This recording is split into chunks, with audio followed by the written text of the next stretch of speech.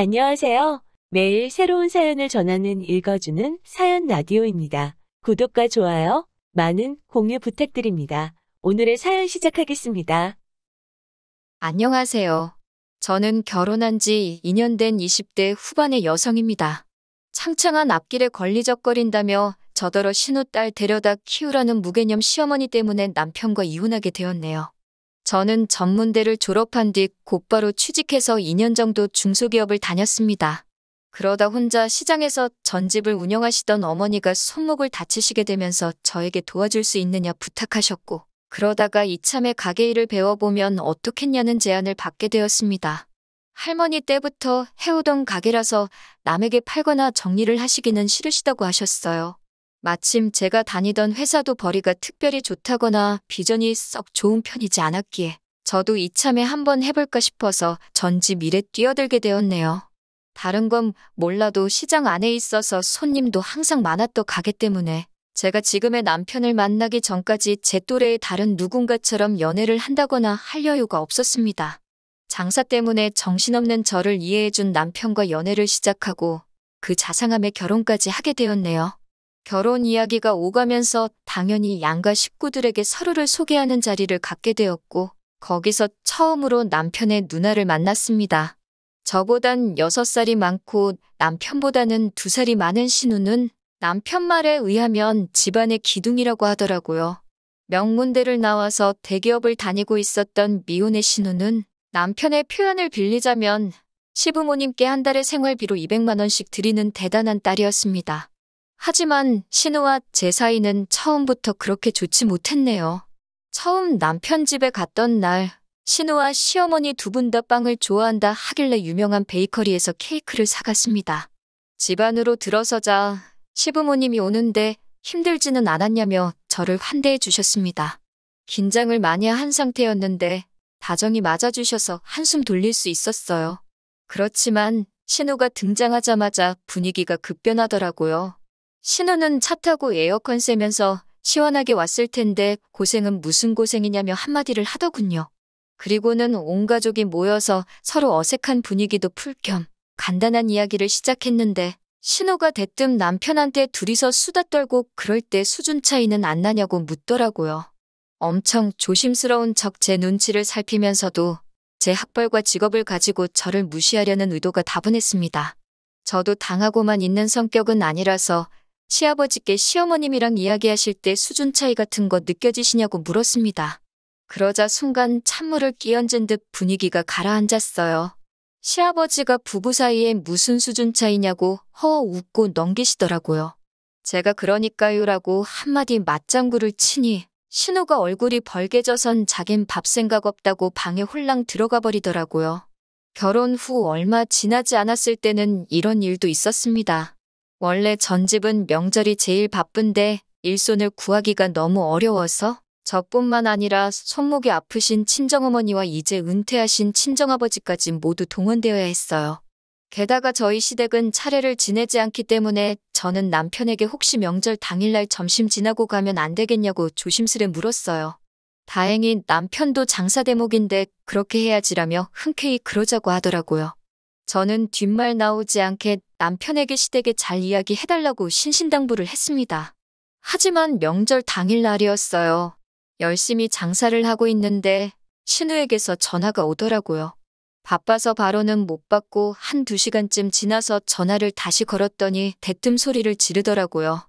저더러 못 배운 티를 이렇게 낸다면서 시댁이 웃음냐고 고래고래 소리를 질러요. 황당해서 말도 안 나오는데 시어머니까지 전화를 받으시더니 저더러 천명절인데 장사가 뭐가 중요하냐고 저를 꾸중하셨습니다.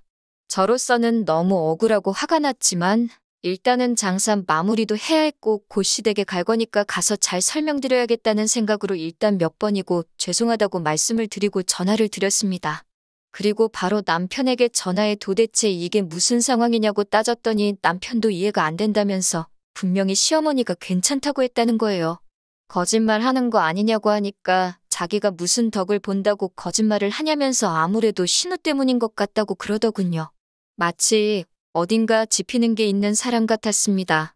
어쨌든 일단은 시댁에 가야 하니까 저는 전날 준비한 명절 음식과 전을 포장해서 시댁으로 향했습니다. 친정 부모님께는 다음날 오겠다고 했고 부모님도 걱정하지 말라며 다녀오라고 하셨어요. 시집간 후 첫 명절인데 친정 부모님하고 오전 내에 장사만 하고 점심도 같이 못 먹고 가는 게 마음에 걸려서 시댁으로 가는 길에서 왠지 마음이 많이 상했습니다. 시댁에 도착하니 신우는 마치 저희를 뚫어버리겠다는 기세로 현관 입구를 노려보고 있었습니다. 시부모님도 시큰둥하게 이제 왔냐면서 본체만체 하시더라고요. 저는 속상한 마음을 감추고 준비해온 명절 음식을 하나 둘씩 상위에 올려놓기 시작했고요. 그러자 신우가 시장통에서 팔고 온 남은 거 싸온 거냐면서 무슨 구린내라도 난다는 듯 자기 손으로 코를 쥐어잡고 인상을 팍 쓰더라고요. 그 모습을 보는데 순간 진짜 딱 한 대 때려주고 싶었지만 차마 그럴 수는 없잖아요. 그래서 제가 그럼 드시지 마시라고 한마디 했습니다. 그리고는 시부모님께도 냄새나는 거 싫으시면 치우겠다고 하고 가지고 온 거 그대로 다시 뚜껑을 덮었습니다. 그러자 시어머니가 저를 잡아 끌고 잠깐 당신 좀 보자며 방으로 데리고 가셨어요. 저는 피곤하기도 했고 억울하기도 하고 아무런 말도 하기 싫었어요. 그런데 시어머니가 갑자기 방문을 닫으시더니 제 손을 꼭 잡고서는 속삭이는 듯한 작은 목소리로 저에게 우는 척이라도 하라면서 미안하다 하시는 거예요. 왜 이러시냐고 하니까 자기 딸이 워낙에 집 밖에 몰라서 그런다고 그냥 비위 좀 맞춰주라고 저에게 부탁을 하시더라고요. 신우 이상한 거 온 가족이 다 안다면서 속 시끄럽게 하지 말고 납작 엎드려서 지내라고 하셨습니다. 더 황당한 건 갑자기 신우 알기를 뭐로 아냐면서 네가 뭔데 늦게 오냐고 저에게 소리를 치시는 거예요. 이중인격도 아니고 한마디로 신우 눈치를 보시느라 아주 쇼를 하고 있더군요. 솔직히 말해서 시어머니가 불쌍하기도 했지만 집안이 정상이 아니다 싶었어요. 가족끼리 서로 기분 맞춰주고 배려해줄 수야 당연히 있다고 생각합니다. 하지만 시어머니의 이런 태도가 신우를 갈수록 오만방자하게 만든다는 확신이 들었습니다. 시어머니는 큰 소리를 내시면서도 동시에 저에게 그냥 분위기 좀 맞춰달라고 거의 사정을 하셨어요. 멍청한 생쇼를 한 10분 정도 하고 방문을 열고 나오니 신우가 제가 가져온 전을 뜯어먹으며 실실거리고 있더라고요. 황당하고 유치해서 어이가 없었어요. 아마 제 동생이나 친구였으면 미친모라고 욕이라도 해줬을 거예요. 남편도 미안한지 머쓱한 얼굴로 저를 쳐다보고 해서 제가 꾹 눌러 참았습니다. 말 그대로 똥이 무서워서 피하냐 더러워서 피하지 그 심정이었어요. 남편도 집에 오는 길에 미안하다면서 신우가 성격이 별난데 시부모님이 생활비를 받아 쓰시는 상황이다 보니 뭐라고 큰 소리도 못 내신다고 저더러 조금만 이해해 달라고 하더라고요. 신우의 별난 성격 덕분에 그 이후로도 몇 번 더 분위기 맞춰서 멍청한 생쇼를 해야 했었지만 그래도 시부모님과 저희 부부의 관계는 나쁘지 않았기 때문에 솔직히 이혼까지는 한 번도 생각해보지 않았습니다. 어느 가족이든 별난 인간 하나쯤은 있는 편이지 싶었고 솔직히 저는 신우만큼 시댁에 생활비를 지원할 수도 없었고 지원할 생각도 없었으니까요. 그저 나이 드신 분들이 돈 때문에 딸 눈치를 저렇게 보고 사는 게 보기 딱할 뿐이었습니다. 한 번은 시어머니가 저한테 정말 치사하고 더럽다며 하소연을 하시기도 했어요.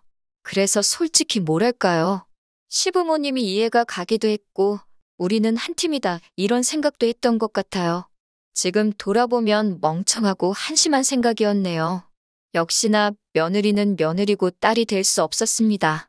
두어 달 전 있었던 일입니다. 제가 남편과 이혼을 결심하게 된 결정적인 이유기도 했고요. 시어머니도 제가 신우랑 부딪히면 좋은 일이 없다는 걸 아셔서 최근엔 집으로 잘 안 부르셨는데 그날은 집에 좀 오라고 저에게 긴히 하실 말씀이 있다고 하셨습니다. 저는 속으로 신우가 제 흉이라도 봤나 보다 하고 크게 생각 안 하고 갔습니다. 또 그 시덥지도 않은 생쇼를 연기하는 건 이제 일도 아니었거든요. 그런데 집에 들어섰는데 신우가 웬일로 왔냐면서 저를 반겼습니다. 사람이 죽을 때가 되면 안 하던 짓을 한다더니 왜 저러나 싶어서 오히려 기분이 싸하더군요. 그렇게 저와 남편 그리고 신우와 시부모님 온 가족이 거실에 모였습니다. 평소와는 다른 분위기가 숨이 막히더라고요. 결국 제가 무슨 일로 이렇게 다 모인 거냐고 묻자 남편이 쭈뼛거리면서 일단 그동안 다 미안했다면서 이번 한 번만 더 이해해달라고 하더군요. 짜증난 제가 뜸들이지 말고 이야기를 하라고 하니 시어머니가 방에서 아이를 한 명 데리고 나오셨습니다. 4살이라는데 신우랑 완전히 똑같이 생겼더라고요. 제가 누구냐고 물으니 남편이 신우 딸이라고 하더라고요. 황당하고 어이가 없었어요. 결혼도 안 한 신우가 어떻게 이렇게 큰 딸이 있냐고 하자 신우가 갑자기 펑펑 울어버리는 거예요. 자기 이제 어떡하냐면서요. 그런 신우를 시아버지가 달랜답시고 방으로 데리고 들어갔고 저는 자세한 상황을 듣게 되었습니다. 시부모도 몰래 낳았던 딸이 있었는데 그 아빠가 사고로 세상을 떠나면서 그 가족이 애를 데리고 신우를 찾아왔답니다. 자기들은 이제 능력이 안 돼서 못 키우니까 엄마인 신우더러 알아서 하라고요.